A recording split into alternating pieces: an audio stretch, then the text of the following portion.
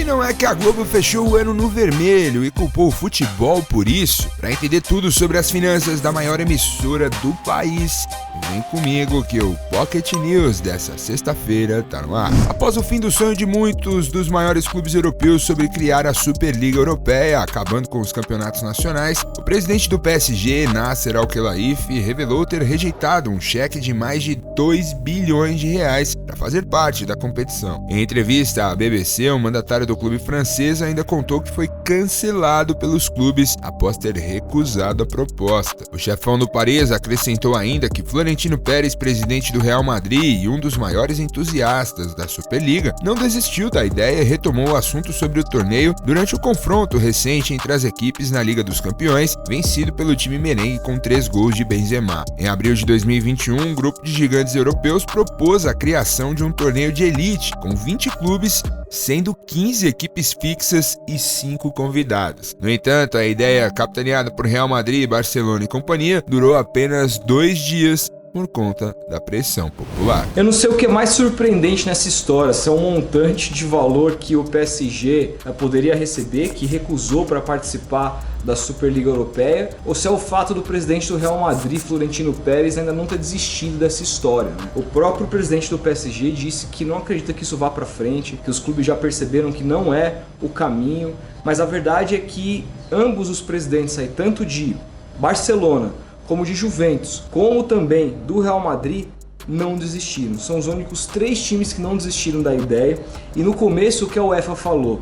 Que esses clubes seriam punidos, coisa que ainda não aconteceu. Então tá tudo muito brando, né? Todos os clubes ingleses desistiram por conta da pressão pública local, todos os italianos, com exceção da Juventus, mas os times de Milão desistiram também, o Atlético de Madrid desistiu, só que Real Madrid, Barcelona e Juventus não desistem dessa história e nada acontece com eles. Se a Superliga começar, eu falei muito sobre esse assunto aqui na época, tem vários vídeos no canal, é só você digitar aí Superliga no nosso canal que você vai encontrar várias opiniões minhas a respeito disso tudo, por isso também não quero me estender demais, mas seria o fim do futebol como a gente conhece hoje, o monopólio completo dos clubes grandes, os clubes pequenos iriam morrer e nada disso ia surgir, né, de positivo. Então assim, eu lamento muito que Florentino Pérez, o Laporta e o Agnelli, que são os presidentes aí de Real, Barça e Juventus, ainda não tenham desistido dessa história completamente maluca, estapafúrdia, para não dizer outra coisa. Após rescindir de forma amigável com a Ponte Preta, jogando apenas 2 jogos e indo muito mal, o zagueiro Dedé ficou livre no mercado. No entanto, não demorou muito para decidir o seu novo destino, que será o Atlético Paranaense, onde assinou contrato até o fim de 2022. Com isso, depois de alguns anos, o jogador voltará a disputar a Copa Libertadores, competição que já havia jogado por Vasco e Cruzeiro. O América Mineiro anunciou a contratação do atacante de São Paulo, Aloysio Boi Bandido, até 2023. O jogador estava livre no mercado após rescindir com o Guangzhou Evergrande da China. Desde 2014, o atacante de 33 anos vinha atuando no futebol chinês, com passagens pelo Shandong Luneng além do Guangzhou. Em 2020, se naturalizou como cidadão chinês e sem time desde dezembro entrou em campo pela última vez pela seleção chinesa na derrota por 3-1 para o Vietnã. O comentarista Ronaldo Giovanelli deixou a Rádio Transamérica de São Paulo. De acordo com o colunista de TV Flávio Rico, a demissão de Paulo Roberto Martins, o Morsa, após ofensas ao treinador Abel Ferreira do Palmeiras, fez com que Ronaldo não voltasse mais à emissora, abandonando seu trabalho. A rádio teve de tomar uma medida e rescindiu o contrato do ex-jogador, que também é contratado da Band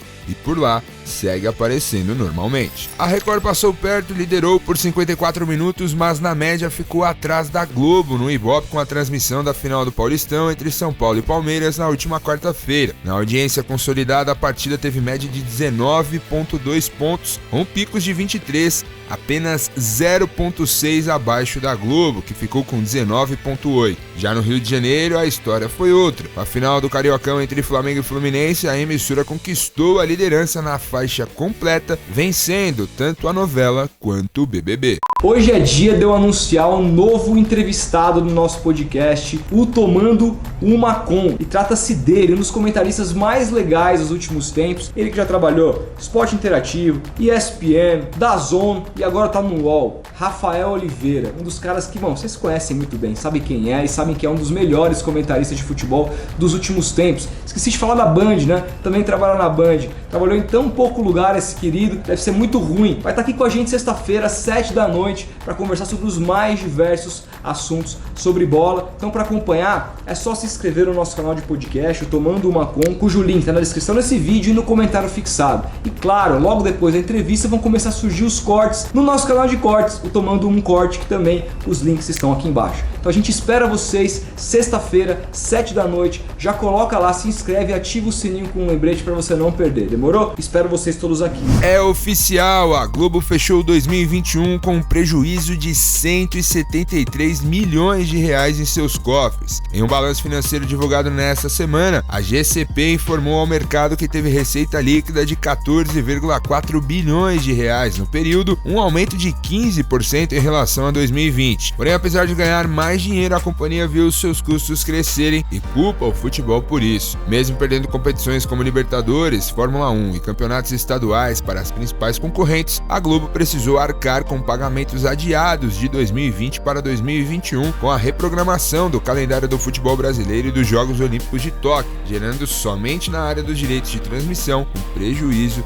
de 503 milhões de reais. Só com a FIFA, a empresa precisou acertar uma dívida de 426 milhões referentes à parcela atrasada de 2020 dos direitos da Copa do Mundo do Catar e de outros eventos da entidade máxima do futebol. Com isso, a Globo encerrou 2021 com 12,9 bilhões em caixa, 716 milhões a menos do que foi apresentado em 2020, e a dívida do grupo subiu de 5 bilhões e meio de reais para 5,8 bilhões. Porém, para Manuel Belmar, diretor-geral de finanças da Globo, a situação da empresa é positiva. Para mim, zero surpresa com relação a esses números, porque 2020 ele foi um ano de recessão econômica. A Globo teve aí uma receita, o que ela ganhou foi 2 bi abaixo do que ela costumava ganhar até 2019, caiu de 14 para 12. Tendo isso posto, ela teve que enxugar custos. E como que ela enxugou custos? 1, dando calote, e 2, quebrando contratos. Foi assim que ela fez com a Libertadores, ela quebrou unilateralmente um contrato com a Conmebol. Com a FIFA, ela deu um calote, a coisa foi para a justiça e ela teve que pagar em 2021. Só que aí, quando ela tem que pagar em 2021, no ano que ela já começou a ganhar mais, voltou no patamar de 2019 em relação a receitas, ela não tinha que pagar apenas o ano de 2021 porque ela tem parcelas anuais, mas ela tinha que pagar o que ela deixou de pagar em 2020. Portanto, aí a dívida com a FIFA acabou se tornando maior.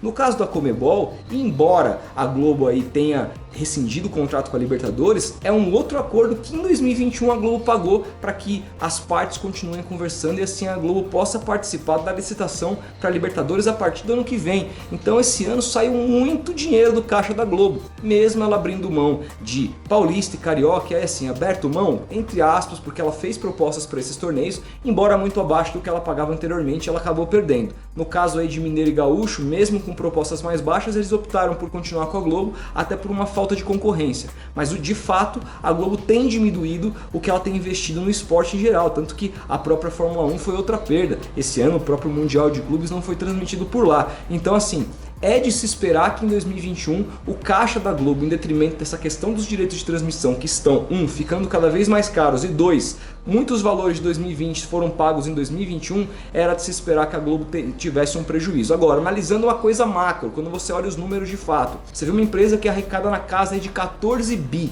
e só deve aumentar ao longo dos próximos anos e tem uma dívida de 5 bi, a gente está falando que a dívida da Globo é 1/3 da sua receita anual. Então assim, nenhum clube grande hoje, nem mesmo o Flamengo e o Palmeiras, que são os clubes mais bem administrados no Brasil, para pegar um paralelo que vocês possam se identificar, nenhum desses clubes pratica uma dívida, tem uma dívida lá que é 1/3 da sua receita anual, ainda com dinheiro em caixa. A Globo tem 12 bi em caixa, ou seja, a Globo em caixa tem mais de 2 vezes o que ela tem de dívida para pagar. Ela não paga essas dívidas porque ela prefere ir pagando mês a mês e assim se equilibrando. É uma emissora extremamente saudável financeiramente e contra números não há argumentos. Você pode achar que a Globo está falindo, mas esses números mostram muito que assim, é uma emissora muito bem gerenciada, muito bem gerida e que se for vendida como se comenta, algo que eu particularmente duvido, quem comprar vai se sair muito muito bem, porque em termos de receita, dívidas e mesmo a operacionalidade, ela funciona muito bem para os padrões nacionais de empresas audiovisuais. Só você comparar com as suas rivais aqui do Brasil, que não dão nem pro cheiro em termos de receita. Mas eu quero saber o que você acha. Você esperava que a Globo tivesse um prejuízo milionário como ela teve esse ano e que colocasse isso na conta do futebol? Quero muito saber a sua opinião. Deixa o like se gostou do vídeo. A gente vai se falando. Um grande abraço e até mais.